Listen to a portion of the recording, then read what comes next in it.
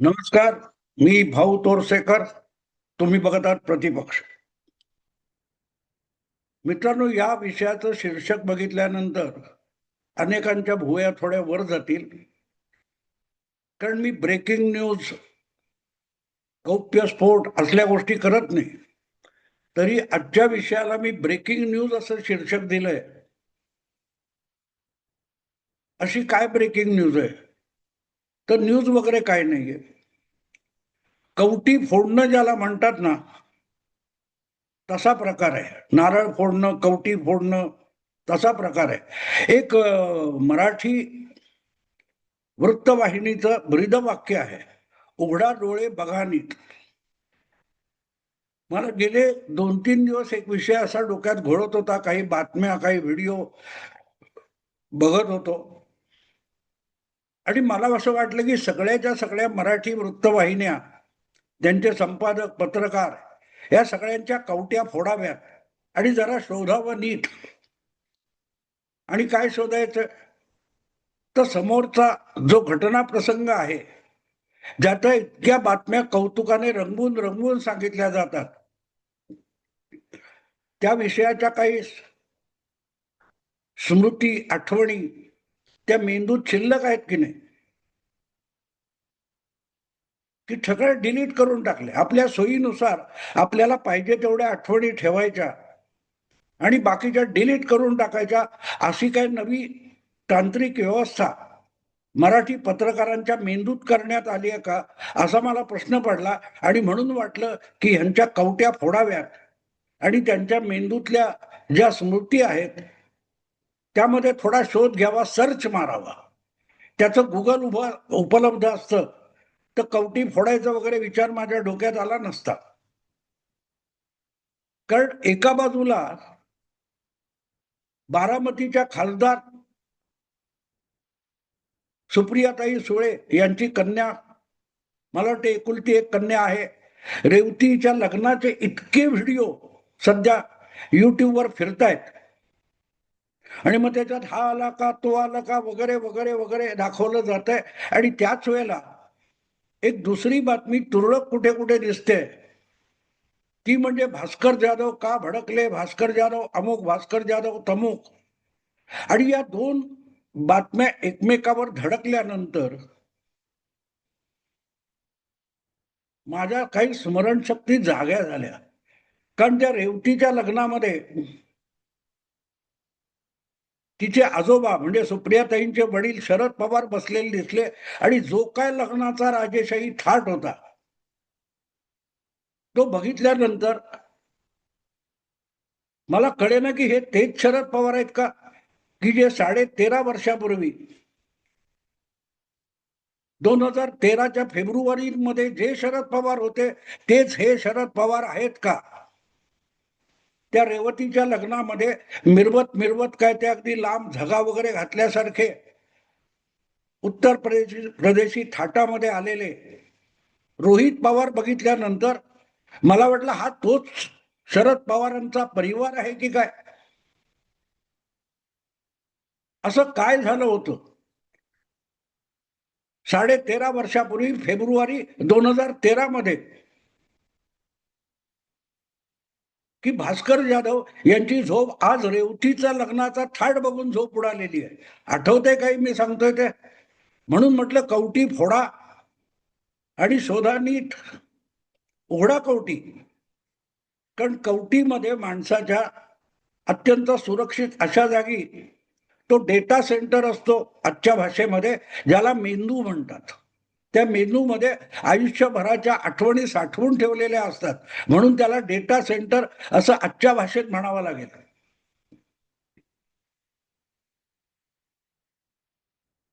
त्या गर्दीमध्ये अदानी अंबानींपासून राहुल गांधींपर्यंत आणि मोदी सरकारपासून फडणवीसांच्या सरकारपर्यंतचे अनेक मंत्री, मुख्यमंत्री वगैरे वगैरे हजर होते. आणि राजेशाही थाटामध्ये अंबानींच्याच त्या काय ते जिओ सेंटर कुठे आहे बीकेसी मध्ये अत्याधुनिक, त्यामध्ये हा सोहळा, राजेशाही सोहळा पार पडला होता.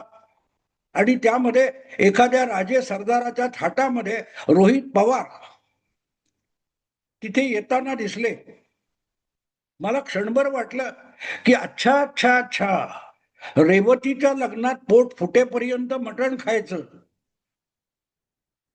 पक्वान्न खायची, एवढ्यासाठी पंढरपूरला जाऊन रोहित पवारांनी अन्नत्यागाचं नाटक केलं होतं का?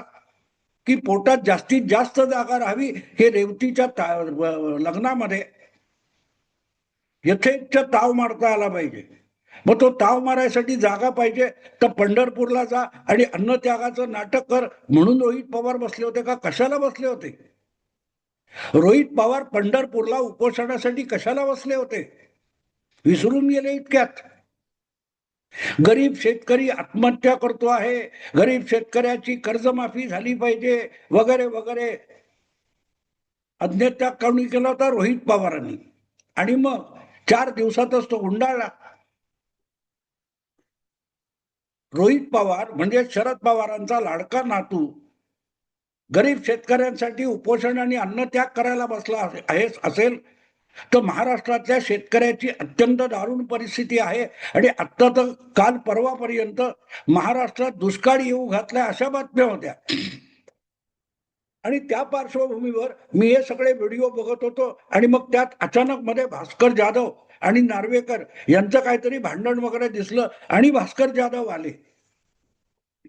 लग्नाच्या व्हिडिओमध्ये कुठे भास्कर जाधव दिसले नाही. पण या रेवतीच्या लग्नामध्ये भास्कर जाधवांची बातमी मध्ये घुसली आणि मला 13.5 वर्षापूर्वी फेब्रुवारी 2013 मध्ये चिपळूणला झालेल्या एका लग्नाची आठवण झाली. अर्थात चिपळूण हा भास्कर जाधव यांचा मतदारसंघ आहे.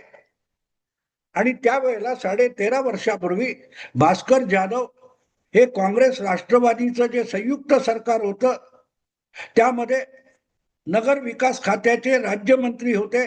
आणि त्याच मंत्रीपदावर असताना त्यांनी आपला मुलगा आणि मुलगी यांचं चिपळूणला थाटामाटात लग्न केलं होतं. काय 1.5-2 लाख लोक आले वगैरे वगैरे म्हटलं जातं.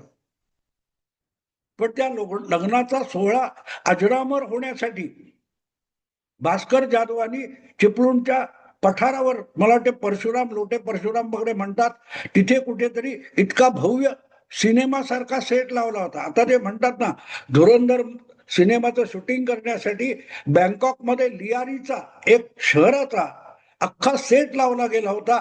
तसाच 13.5 वर्षापूर्वी आपल्या मुलाच्या लग्नात राजेशाही थाट दिसावा म्हणून भास्कर जाधवांनी त्या पठारावर अनेक एकरची जमीन व्यापून एक सिनेमासारखा सेट लावला होता. आणि त्यामध्ये तत्कालीन मुख्यमंत्री पृथ्वीराज चव्हाण, उपमुख्यमंत्री अजितदादा पवार यांच्यापासून विरोधी पक्षाचे, सत्ताधारी गोटातले, उद्योगातले, व्यापारातले, बिझनेसमधले शेकडो लोक सहभागी झाले होते.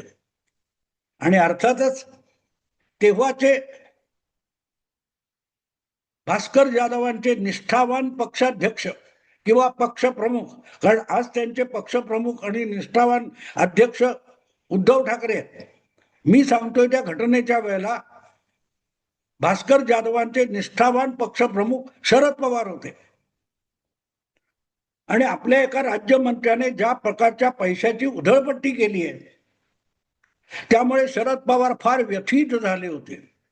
आणि आज जसा भाऊ तोरसेकर त्या व्हिडिओ बघून टीव्हीच्या किंवा कॉम्प्युटरच्या पडद्यावर ते वेगवेगळे व्हिडिओ बघून व्यथित झालाय आणि कवट्या फोडून मेंदू शोधायला निघालाय, तसंच शरद पवारांची अवस्था 13.5 वर्षापूर्वी होती. ज्यांना कोणाला शंका असेल मनात त्यांच्यासाठी त्या बातमीची लिंक मी इथे खाली डिस्क्रिप्शन मध्ये देणार आहे. आपल्या एका राज्यमंत्र्याने या प्रकारची लग्नामध्ये उधळपट्टी करावी ज्या वेळेला महाराष्ट्रात दुष्काळाचं सावट आहे, अशी नाराजी शरद पवारांनी व्यक्त केली होती. आणि आपण आपली लाडकी मुलगी म्हणजे रेवतीची आई सुप्रिया सुळे यांचा जो लग्न सोहळा बारामतीमध्ये केला तेव्हा 2 लाखापेक्षा अधिक लोक आले होते आणि त्यांना फक्त आपण एक एक लाडू हातावर दिला होता, यापेक्षा जास्त खर्च केला नव्हता, असं अगत्याने सांगून शरद पवारांनी भास्कर जाधव यांच्याविषयी नाराजी व्यक्त केली होती. ही काय चाललंय?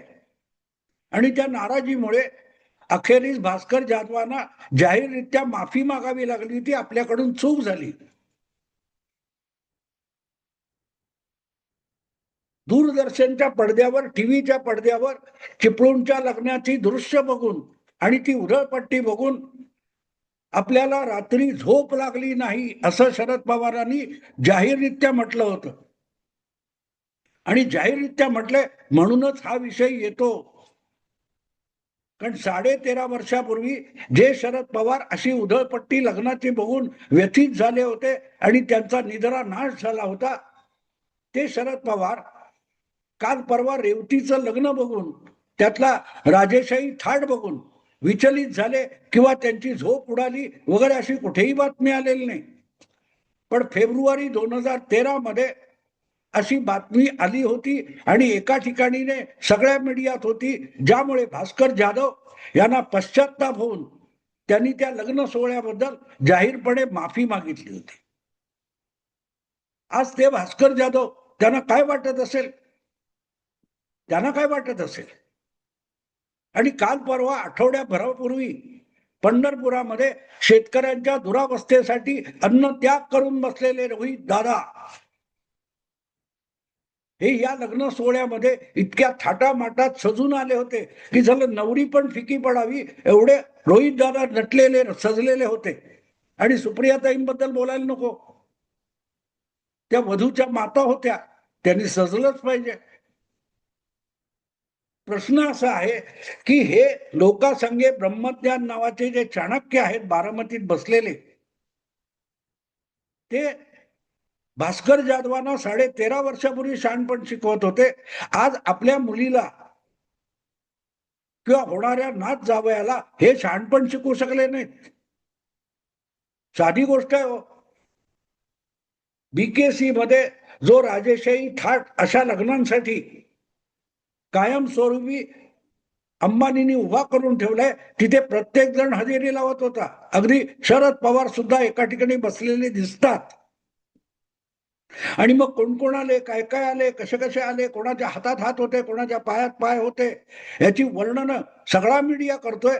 पण त्या मीडियाला 13.5 वर्षापूर्वी हे चाणक्य शरद पवार भास्कर जाधवांना खडे बोल ऐकवत होते आणि आपणच त्या बातम्या दिल्या होत्या, त्या आठवत सुद्धा नाहीत. आणि म्हणून मला वाटलं की त्यांच्या कवट्या फोडून त्यातला मेंदूमध्ये यापैकी काही डेटा शिल्लक आहे का, की तोही डिलीट करून टाकलाय, हे बघायची अनावर इच्छा मला झाली मित्र. पण हे बेशरमपणा एका ठिकाणाहून नाहीये, सगळीकडून आहे, सगळीकडून आहे. अन्नहत्या करणारे रोहित दादा असोत किंवा नेहमी जाणीवपूर्वक गबाळ्या वस्त्रामध्ये किंवा गबाळ्या वेशामध्ये सार्वजनिक जीवनात वावरणाऱ्या सुप्रियाताई असोत किंवा एक एक लाडू देऊन सगळ्यांना पिटाळले होते आणि आपल्याला झोप लागली नाही वगैरे सांगणारे शरद पवार असोत, एका माळेचे मणी म्हणायचे की एका वंशातले एकापेक्षा एक रत्न म्हणायचे, तुम्ही विचार करा. पण मला खात्री आहे की त्यानंतर भास्कर जाधवांनी नुसता पश्चाताप नाही तर आपल्या मंत्रीपदाचा राजीनामा दिला होता आणि त्यांना महाराष्ट्र प्रदेश राष्ट्रवादी काँग्रेसच्या अध्यक्षपदावर बसवण्यात आलं होतं.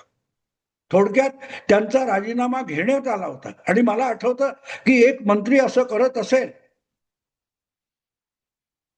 असं जे शरद पवार म्हणाले होते, त्याविषयी जो खुलासा आला त्यामध्ये कोयना धरणाचा कोणीतरी ठेकेदार, कॉन्ट्रॅक्टर, त्याने हा सगळा भास्कर जाधवांच्या लग्नाचा खर्च केला, यावर सुद्धा बातम्या रंगलेल्या होत्या. आणि मग अशा पद्धतीचं चालत असेल तर यापुढे निवडणुका तरी कशा लढवायच्या याची चिंता शरद पवारांना जडलेली होती. अर्थात त्यांनी निवडणुका लढवल्या, तिसऱ्यांदा राज्यसभेत निवडून गेलेत. माणूस किती पाखंडी असू शकतो, किती पाखंडी असू शकतो, जो भास्कर जाधवांकडून साधेपणा अपेक्षित बाळगतो आणि आपल्या नातीच्या लग्नात चुपचाप तोच सगळा तमाशा बघत राहतो. हे सगळं बघितल्यानंतर कधी काळी आपण यांच्याशी एकनिष्ठ होतो याचा पश्चाताप आज भास्कर जाधवांना झाला आणि रात्रभर त्यांची झोप उडाली असेल तर त्याला नवल म्हणता येणार नाही मित्रांनो, नवल म्हणता येणार नाही. अर्थात आज तरी तशी बातमी नाहीये की रेवतीच्या लग्नाचा थाट आणि त्याच्या बातम्या टीव्हीच्या चॅनेलवर बघून आपली झोप उडाली, आपल्याला रात्रभर झोप लागली नाही, असं काय कुठे भास्कर जाधव म्हणाले तर माझ्या ऐकिवात नाहीये, बघण्यात नाहीये, वाचनात नाहीये. मला कुतूहल असं वाटतं की पत्रकार म्हणून फुटलेल्या 6 खासदारांना किती निधी मिळाला होता आणि आता त्यांनी त्यातला किती वापरला होता, त्यामुळे त्यांचा निधी मिळत नाही हा दावा कसा खोटा आहे हे शोधून शोधून त्यावर भाष्य करणारे जे आहेत, त्यांना रेवतीचं लग्न, त्यातला राजेशाही थाट आणि शरद पवारांची भास्कर जाधवांच्या मुलांच्या लग्नातली कॉमेंट हे कसं आठवत नाही की इतकी शॉर्ट मेमरी आहे. छोटा पॅक म्हणतात ना, काय तो मोबाईलचा रिचार्ज असतो. आजचे सगळे पत्रकार हे छोटा चार्ज वाले झालेत का, की 28 दिवसात ते सगळं संपलं, गेलं, उडालं? सगळ्यांनी विचार करा आणि कुठच्या तरी भिंतीवर जाऊन आपलीच कवटी फोडा आणि तो मेंदू चाचवून आपल्या आठवणीत काय शिल्लक आहे का तपासा. एवढं बोलून थांबतो. आवडलं तर लाईक करा, शेअर करा आणि प्रतिपक्षाला सबस्क्राईब करा. नमस्कार.